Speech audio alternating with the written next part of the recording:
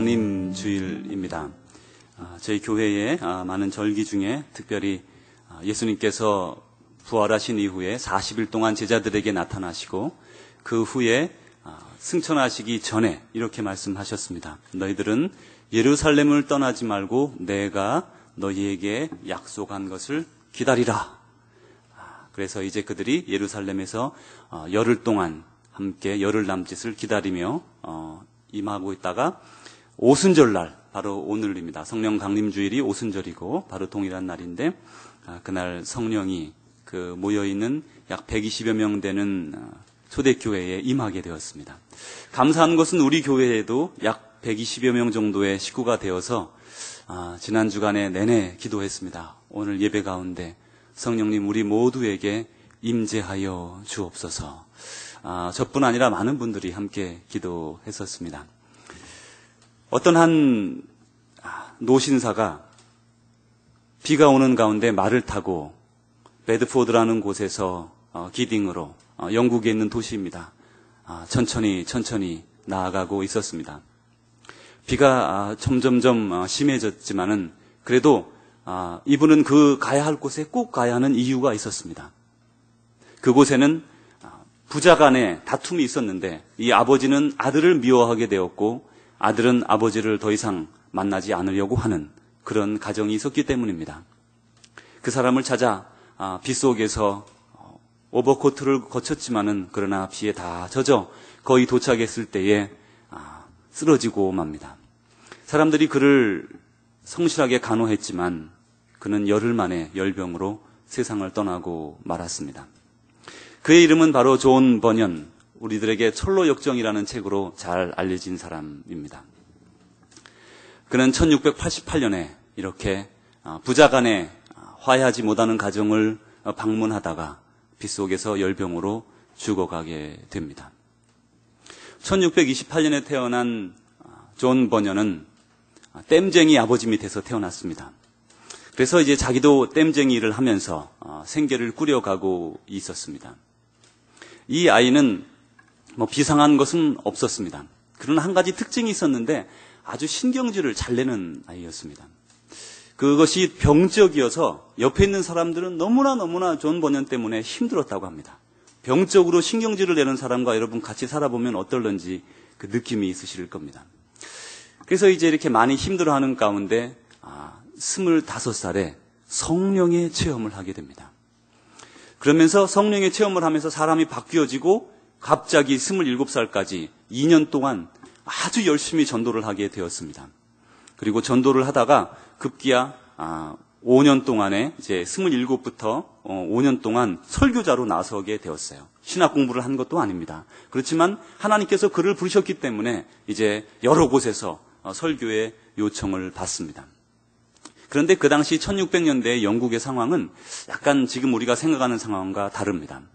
거기에는 국교라고 하는 교가 있습니다. 지금도 영국에는 영국 국교가 있지요. 이것은 우리가 보통 말하는 에피스코팔리안 처치, 그러니까 성공회 교회라고, 영국 성공회라고 말을 합니다. 그리고 미국에는 미국 성공회 교회가 또 본부가 또 있기도 합니다. 그래서 이제 이것은 거의 캐톨릭과 유사하지만 캐톨릭에서부터 떨어져 나온 영국 나름대로의 교황 아래에 있지 아니하고 우리나라만의 어떤 한 카테고리로 만든 우리의 캐톨릭을 갖겠다 하는 개념으로 만든 것이 성공회입니다. 그래서 지금도 성공회 목사님과 또 이 캐톨릭교 목사님은 서로 교통합니다. 교단도 오갈 수 있고 그렇게 하는 경우가 많습니다. 그런데 이렇게 5년 동안 일을 할 때 어떤 일이 있었는가 하면 이때는 찰스 2세라는 사람이 이렇게 등장을 하게 되었는데 이분은 침례교 목사였습니다. 침례교에서 설교하는 분이었습니다.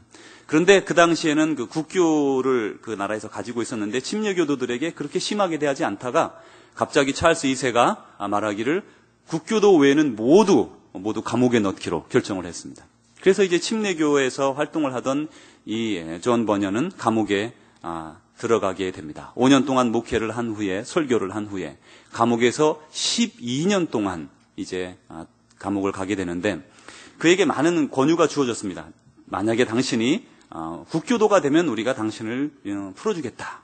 근데 그 집에 아이가 넷이 있었습니다. 아내는 아파서 몸져 누워 있었고 감옥에 갈 때에 넷째 아이는 특별히 눈먼 아이였습니다.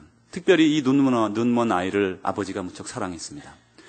이 4명의 어린 아이들을 두고 떠날 수가 없었지만은 하나님께서 성령의 매임에 받아 그는 감옥으로 가게 되고 감옥에서도 어쩐지 어쨌든 땜쟁이를 해서 가정을 세웠다고 합니다.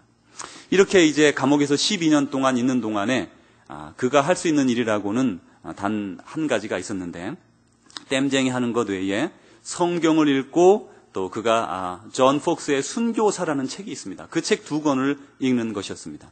그는 무척 가난해서 책이 없었는데 부인이 시집 올 때 지참금으로 가져온 것이 2가지가 있는데 하나는 성경이고 하나는 존 폭스의 순교사였답니다. 그래서 그 책을 가지고 감옥에서 아주 무지무지하게 많이 읽었습니다. 그러면서 점점점 그의 마음이 성령의 감동 감화가 일어나고 그 속에서 철로 역정을 짓게 되었습니다. 전 세계적으로 성경이 가장 많이 번역된 책이고 읽혀진 책이라고 하는데 그 다음으로 가장 많이 읽혀진 책은 철로 역정이라고 합니다. 한국에도 그 쪽복음이 들어가고 나서 바로 첫 번째 번역된 것이 철로 역정이거든요. 그 옛날 그 편료 역정이라고 이렇게 적혀 있는데 저한테 그 사본이 있습니다. 그런 오래된, 한국에서도 오래된 처음부터 이렇게 번역이 되고 지금도 아직까지 주님을 알지 못하는 곳에는 성경이 번역되면 그와 동시에 철로 역정이 번역이 되죠. 혹시 안 읽으신 분들은 한번 읽어보시면 그 한 그리스도인이 어떻게 천국에 이르는가 그의 그 인생의 그 믿음의 여정을 우화같이 그려놓은 이야기입니다. 이렇게 이제 이가 이 땅에 살면서 12년 동안 감옥에서 버려진 생활 같았지만 그곳에서 철로 역정을 짓기 시작했다는 것은 우리에게 많은 고무적인 마음을 던져줍니다. 그리고 12년이 마치고 나서 이제 그가 감옥에서 풀려나고 이제 다시 16년 동안 침례교도 목사로서 목회를 하다가 아까 말씀드린 것처럼 빗속에서 그 부자 간의 다투는 가정을 방문하다가 사망하게 됩니다. 성령을 받은 사람, 그러한 사람만이 하나님의 일을 감당할 수 있습니다. 누구든지 하나님의 일을 감당하려고 생각을 하지만 많은 사람들은 이렇게 생각합니다. 자기 자신은 지금 컵인데 자기 자신이 혹은 주전자로 사용되기를 원하는 경우가 얼마나 많은지 세상에 몰라요. 우리 자신이 변화되기를 원하지 않습니다. 그러나 하나님께 사용되어지기를 원합니다. 무슨 말씀입니까? 하나님은 지금 주전자가 필요하신데 나는 컵으로서 하나님 나를 주전자로 사용해 주세요 라고 하나님을 조르는 것입니다. 하나님은 우리에게 말씀하시죠. 먼저 너 자신을 나한테 다오. 내가 너를 다시 빚어주겠다. 내가 너를 빚어주겠다.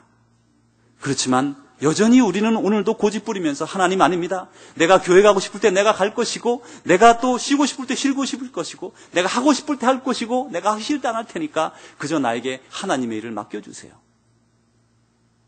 물론 컵으로 주전자를 대신해서 일할 수도 있겠지요. 그렇게 할 수도 있을 겁니다. 없으면 궁여지책으로 이 없으면 잇몸이라는데 그러나 하나님은 그렇게 사용하지 않으시고 우리를 먼저 하나님께서 빚으시기를 원하시지요. 우리는 진흙입니다. 하나님은 토기장이십니다. 우리 자신을 하나님께 내어드릴 때에 우리의 굳은 마음, 컵으로서 일평생 살아가기를 원하는 어리석은 마음을 깨트리고 하나님, 우리를 하나님께 드립니다. 우리를 빚어주십시오. 그러면 하나님이 우리를 빚어주시고 그것을 또한 사용하여 주시는 것입니다. 성경에 보면 성령을 받지 아니하고 하나님께 사용된 사람은 없습니다. 물론 고레스와 같이 하나님의 어떤 그 단편적인 어떤 한 수단으로 사용된 사람들도 많이 있지만 그러나 하나님에게 직접적으로 불리워 사용된 종들 중에 성령 받지 않은 사람은 없어요. 그런데 성도 여러분, 구약에는 어떻게 말합니까? 구약에서는 우리에게 말씀하시는 것이 있는데 구약에는 성령이 모든 사람에게 임하지 않았습니다. 그런데 그 구약에서 성령이 임한 사람들이 특별히 있습니다. 구약에서 성령이 임한 사람들, 그들은 특별히 예언자나 선지자 혹은 그런 사람들입니다. 그런 사람들에게는 특별히 성령이 임해서 하나님께서 그것도 한시적으로 그때의 성령을 내려주고 그리고는 성령이 떠나버립니다. 우리가 성경에 보면 호세아, 요엘, 아모스 여러 가지 12 소선지서가 있는데 또 그리고 이사야, 예레미야, 에스겔과 같은 사람들이 있는데 이 사람들은 하나님에 의해서 성령이 주어졌고 그랬을 때에 예언을 했고 그리고 성령이 떠나가면 그들은 아무것도 할 수 없었습니다.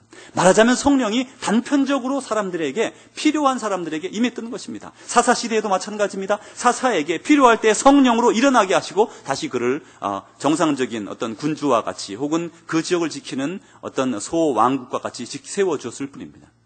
다윗 왕도 마찬가지입니다. 다윗 왕은 성령에 충만한 사람이었지만 그리고 하나님의 마음에 합한 사람이었지만 그러나 성령이 계속해서 그와 동행하는 것은 아니었습니다.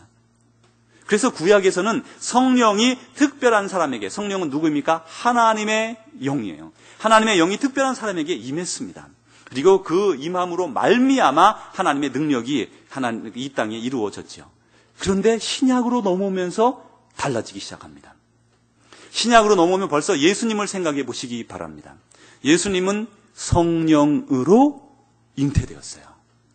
그리고 예수님이 성령으로 잉태됐을 뿐만 아니라 예수님이 이제 자라나실 때에 이제 8일째 되던 날에 세례를 받으려고 할례를 받으려고 이제 성전으로 올라갔을 때 시므온이나 안나 선지와 같은 사람이 성령으로 그를 알아봅니다. 그리고 다시 예수님께서 세례를 받으러 요단강으로 나아가셨습니다. 그때에 성령을 받을 때에 비둘기와 같은 성령이 그의 머리에 임하시면서 하늘 문이 열리고 말씀이 있기를 이는 내 사랑하는 아들이라 내 아들을 말을 들으라 이렇게 말씀하셨어요. 그러니까 예수님은 잉태부터 성령으로 잉태되었고 그리고 세례를 받을 때 성령이 그에게 임했습니다. 성령에는 종류가 많은데 이때 예수님에게 임한 성령은 비둘기와 같은 성령이에요. 비둘기는 온유함이고 겸손함입니다. 그래서 예수님은 일평생 삶 동안에 온유하고 겸손했습니다. 그렇다고 해서 화를 전혀 안 냈는가? 그것은 아닙니다. 이 마태복음 23장에 보면 바리새인들을 향해서 외식하는 사람들을 향해서는 아주 준엄하게 독사의 자식들아라고 꾸짖으시며 악에 대해서는 언제도 타협하지 않으셨습니다. 그런데 이 예수님께서는 이렇게 비둘기와 같은 성령이 그에게 임했지요. 그리고 그가 이제 성령에 이끌려서 광야에 40일 동안 기도하러 나아가십니다. 그곳에서 금식하며 기도하셨어요. 그리고 그곳에서 돌아오실 때에 사탄에게 3가지 시험을 받고 다시 돌아오셨는데 이제 갈릴리로 돌아오셨습니다. 돌아오셨을 때 성령이 충만하여 그가 돌아오는 것을 알 수가 있습니다. 그가 이제 나사렛에 가서 나사렛은 어디입니까? 그가 자라난 곳이에요. 그곳에 가서 이런 말씀을 읽으셨습니다. 주 여호와의 영이 내게 내리셨으니 이는 여호와께서 내게 기름을 부으사 아까 드린 파일에 있습니다. 첫 번째는 이사야 61장입니다. 다시 한번 보시죠. 주 여호와의 영이 내게 내리셨으니 뭐라 그럽니까? 주 여호와의 영이 내게 내리셨으니 그렇죠? 예수님이 고백하는 겁니다. 내가 스스로 하는 것이 아니라 하나님의 영이 내게 내리셨으니 이는 여호와께서 내게 기름을 부으사 우리에게 기름을 부으신 것이에요. 그리고 가난한 자에게 아름다운 소식을 전하게 하려 하심이라. 나를 보내사 마음이 상한 자를 고치며 포로된 자에게 자유를 갇힌 자에게 노임을 선포하며 모든 슬픈 자를 위로하기 위함이다. 여호와의 영이 예수님에게 임했지요. 그것이 이사야 61장 1절 2절의 말씀을 예수님께서 나사렛 회당에서 읽으신 것입니다. 그러면서 그가 많은 이들에게 말씀을 전하기 시작하셨습니다. 이렇게 예수님께서 이 성령의 충만함을 입으신 이후에 그저 그렇게 살아갔는가? 그렇지 않습니다. 예수님은 늘 한적한 곳으로 나가셔서 하나님을 만나려고 했습니다. 늘 성령으로 교통했습니다. 그리고 마지막에 누가복음 22장에 보면 사탄의 이제 주는 마지막 유혹의 잔을 받기 위해서 그리고 하나님께서 허락하신 그 잔을 받기 위해서 겟세마네 동산에서 기도하실 때에 깨어있어 기도하라. 시험에 들지 않게 기도하라. 그는 기도로 늘 그의 영을 깨웠던 것이죠. 그렇습니다. 우리는 기도로 이미 받은 하나님의 영을 깨우는 것입니다. 이제 예수님은 이렇게 이 땅에 계시는 동안에 잉태로부터 그의 삶 전체가 성령에 붙들려 살아간 삶이다라는 것을 알 수가 있는데 그러면 예수님께서 이렇게 말씀하신 부분을 우리는 읽을 수 있습니다. 요한복음 14장 16절에서 18절까지는 이 말씀은 예수님께서 십자가에서 돌아가시기 전에 제자들에게 주신 말씀이에요. 한번 보십시오. 내가 아버지께 구하겠으니 그가 또 다른 보혜사를 너희에게 주사. 여기서 보혜사는 성령입니다. 영원토록 너희와 함께 있게 하리니. 예수님은 한시적으로 오셨다가 33년의 삶을 살고 떠나셨지만, 그리고 우리와 영으로 함께 하시지만, 내가 떠나면서 너희에게 너희와 일평생 영원히 함께 할 수 있는 성령을 너희에게 주는데, 그는 진리의 영이라. 세상은 능히 그를 받지 못하나니 세상 사람들은 성령을 받지 못합니다. 이는 그를 보지도 못하고 알지도 못함이라. 그러나 너희는 그를 아나니 그는 너희와 함께 거하시며 또 너희 속에 계심이라. 그는 우리와, 성령님은 우리와 함께 계시고 우리 속에 계시겠다. 내가 너희를 고아와 같이 버려두지 아니하고 너희에게로 오리라. 성령님은, 예수님께서 떠나시면서 성령님에게 우리를 위탁하고 가신 것입니다. 그리고 그 성령님은 지금 우리와 함께하고 계시죠. 이렇게 예수님의 그 삶을 보면 성령으로 시작해서 성령으로 마쳤고, 돌아가시기 전에 예언하시기를 성령이 너희에게 임할 것이다 라고 말씀하셨어요. 그런데 이 말씀은 이미 요엘서 2장 28절에서 32절 말씀에 이미 말씀하신, 이미 예수님보다 400년 전에 예언된 말씀입니다. 요엘서 2장 28절에서 32절 이렇게 말씀합니다. 그 후에 내가 내 영을, 누구의 영을? 하나님의 영을 만민에게 부어주리니. 만민에게. 구역에서는 누구에게 주었습니까? 특별한 사람에게 주었어요. 정말 특별한 사람, 지도자 혹은 여러 가지 선지자로 사용하려는 사람에게만 영을 주었지만, 모든 만민에게, 모든 사람들에게 부어주리니 너희 자녀들이 장래일을 말할 것이며 너희 늙은이는 꿈을 꾸며 너희 젊은이는 이상을 볼 것이며 그때 내가 또 내 영을 남종과 여종에게 부어줄 것이며. 그러면서 하나님께서는 하나님의 영을 모든 만민들에게 주겠다고 말씀하셨고, 두 번째로는 누구에게요? 내 종에게 나눠주겠다. 바로 우리들입니다. 우리들에게 영을 주겠다고 말씀하셨습니다. 이렇게 구약에서 이미 예언된, 400년 전에 예언된 말씀을 예수님께서 다시 한번 돌아가시기 전에 말씀하셨어요.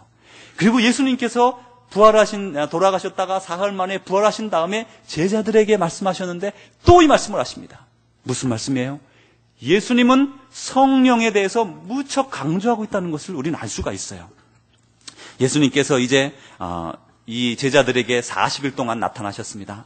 부활하시고 나서 40일 동안 12.3의 여러 사람들을 만나면서 나타나시고 마지막 500여 형제자매가 보는 가운데 하늘로 올라가셨지요. 그리고 말씀하시기를 내가 올리운 그 상태로 보는 것처럼 다시 그렇게 내려오겠다 약속을 하셨습니다. 그런데 그들에게 떠나시기 전에 이렇게 말씀하셨습니다. 사도행전 1장 4절에서 5절입니다. 너희들은 예루살렘을 떠나지 말고, 첫 번째로 예루살렘을 떠나지 말고 내게서 들은 바 아버지의 약속하신 것을 기다리라.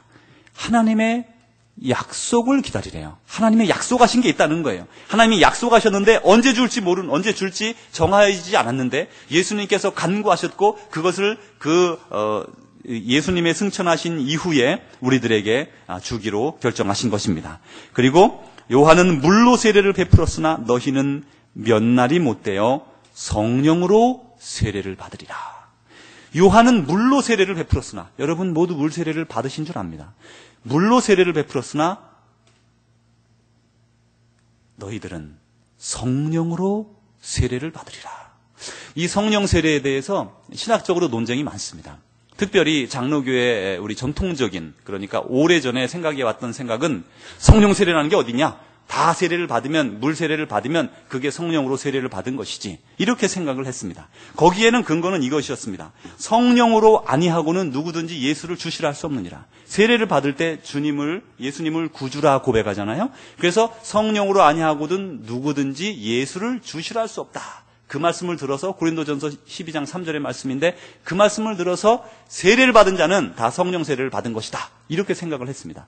그렇지만 성령 자체에서는 그렇게 언급하지 않습니다. 너희가 이미 물 세례를 받았지만 앞으로 성령 세례, 다시 말하면 불 세례를 받을 것이다 라고 명확하게 말씀하셨어요. 성령 세례가 있고 불 세례, 성령 세례가 있다고 말씀하신 것이에요.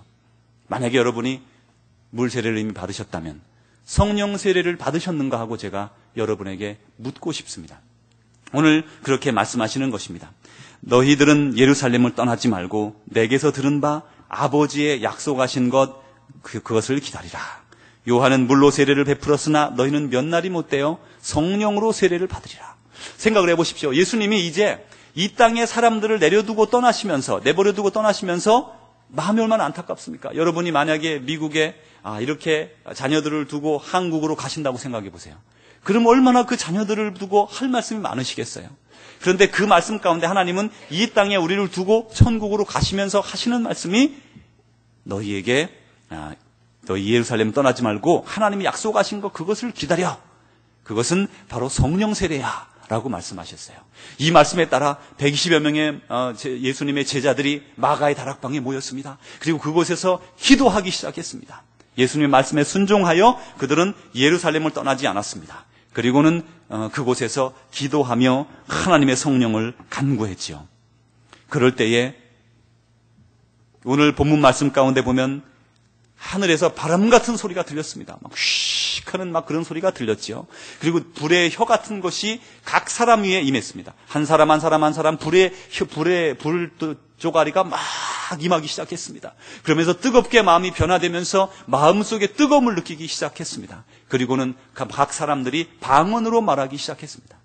성령을 받고 나면 여러 가지 다른 영향들이 다른 방향으로 능력이 나타나는데 성령을 받으면 먼저 질병이 치유되는 경우가 상당히 많습니다. 성령이 우리 가운데 들어오면 우리의 나쁜 것, 악한 것들을 태우기 때문에 먼저 우리의 죄악과 또한 몸의 약한 것들을 태우지요.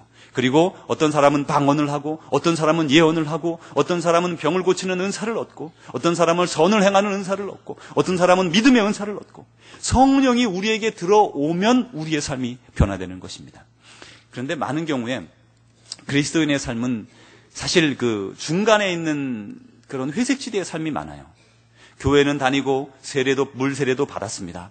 그러나 아직까지도 나 자신을 하나님께 드리지는 않았습니다. 분명히 믿음은 있습니다. 시작된 믿음은 있습니다. 그러나 온전히 나를 하나님께 드리지 못합니다. 나는 나 자신을 컨트롤하고 싶고 내가 하고 싶을 때 내가 주의를 하고 싶지 하나님의 손에 붙들려 주의를 하고 싶지 않은 것입니다. 말하자면 나 자신을 하나님께 드리기가 주저되는 것입니다. 지난 주간에 저에게 많은 고민이 있었습니다. 하나님, 과연 누가 성령 세례, 불 세례를 받기를 원하겠습니까? 하나님 생각해 보십시오. 생각해 보세요. 다 자기 맘대로 살고 싶지, 다 자기 생각대로 살고 싶지, 하나님 뜻대로 살고 싶은 사람이 우리 가운데 얼마나 있습니까? 하나님이 당장 내 거 다 그만두고 내려두고 선교하러 나가라. 그럼 우리 어떡합니까, 하나님? 또 어떤 그런 부자 관원처럼 너는 특별히 너의 가진 것을 다 팔아 가난한 자들에게 주고 너는 나를 따르라. 그럼 하나님 저 어떡합니까? 돈이 많은 사람은 그런 게 두렵고 지위가 있는 사람은 지위가 내려놓을 것이 두렵고 두려움투성이에요. 그래서 하나님께 드리지를 못해요. 그냥 하나님 이렇게 중간에서 살다가 그냥 천국 가는 게 더 좋습니다. 저 그렇게 하고 싶습니다. 우리가 지금 그러고 있는 것은 아닌가. 제가 제 자신에게 물으면서 과연 우리 식구 중에 누가 정말 하나님께 성령 받기를 원하겠는가? 여러분은 어떻게 생각하십니까? 여러분은 진정으로 성령이 여러분에게 임하시기를 원하십니까? 성령 세례를 받기를 원하십니까? 성령이 여러분을 완전히 변화시켜서 여러분이 생각하지 못하는 방향으로 끌고 간다 해도 주저함이 없겠습니까? 예수님의 제자들은 얘기가 달라요. 그곳에 120여 명의 그 성도들은 성령이 그들에게 임하면 어떻게 될지 미래를 몰랐습니다. 그저 성령이 임하면 성령의 사도행전 1장 8절에 이렇게 말씀하셨어요. 오직 성령이 너희에게 임하시면 너희가 권능을 받고 오호라 좋구나 우리가 권능을 받아 그래 권능으로 살아야지. 권능을 받아서 증인이 된다는 거예요. 아니 권능은 세상에 권능이 많습니다. 돈 버는 권능, 지식의 권능, 지혜의 권능, 세상의 권능이라는 게 얼마나 많아요. 명예를 얻을 수 있는 권능. 우리는 그런 것을 기대하는데 성령님 내려서 우리에게 권능을 주셔서 세상의 것 다 끌어모아 평안하게 살게 하옵소서. 그렇게 생각하는 마음들이 얼마나 많은데 하나님은 말씀하시기를 성경에서 너희가 권능을 받고 예루살렘과 버밍햄이에요. 온 유대와 사마리아와 땅끝까지로 내 증인이 되리라. 이 성령 임해봐야 무슨 소용이에요. 아니 권능은 그거 무슨 내 삶에 도움이 되는 돈 버는 권능이 아니고 하나님의 일을 행하는 권능이라 그런 말이에요. 그렇다면 우리가 솔직히 말하면 하나님 앞에 얼마나 성령 받기를 간구하겠는가. 우리가 얼마나 그렇게 타락된 마음을 가지고 살아가는가? 하나님의 마음은 저버려 두고 얼마나 내 삶만 생각하는가? 그런 질문이 저에게 다가왔습니다. 성도 여러분, 40이 넘으면 부록이라고 합니다. 아까 말씀드린 존 버녀는 60에 세상을 떠났지요. 지금은 저희가 80 정도를 대략 사시는 것 같아요. 이렇게 80 넘으신 분들은 지금 덤으로 사시는 분들이에요. 우리 아이들에게 물어보면, 제가 앙케이트 조사를 했었습니다. 초등학생들에게 너희들 몇 살까지 살 것 같니? 그랬더니 몇 살쯤 나왔을까요? 기본이 90이고요. 얘들이 그냥 딱 생각하면 90은 적어도 산다고 생각하고 100, 120 다 이렇게 생각을 하더라고요. 아이들이 자기 때는 암도 없어질 거고 뭐 괜찮아질 거고 막 그러면서 이렇게 생각을 해요. 실제로 그럴 겁니다. 아마 생명이 좀 늘어날 겁니다. 시간이 가면서. 그런데 그 당시에는 평균 연령이 40에서 50 그 정도밖에 되지 않았습니다. 중세시대 쭉 다. 지금은 우리가 오래 살지 않아요.